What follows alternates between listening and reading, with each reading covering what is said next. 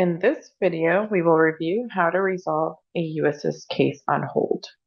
You will want to start by logging into the cloud by going to uDesign.cloud on any web browser.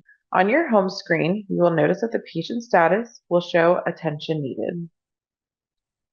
Left-click on the patient's name.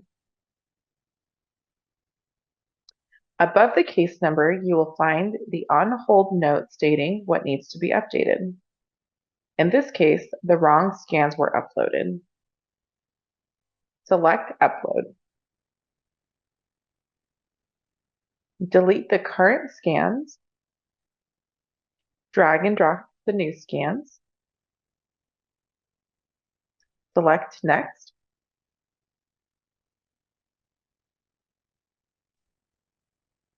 Verify that the photos are correct. You can delete the current photos if necessary and replace by dragging and dropping as well.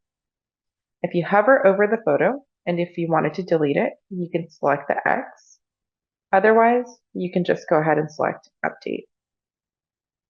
You have now uploaded and replaced the scans with the correct files. The uAssist team will now work on your case and return your treatment plan within 72 hours.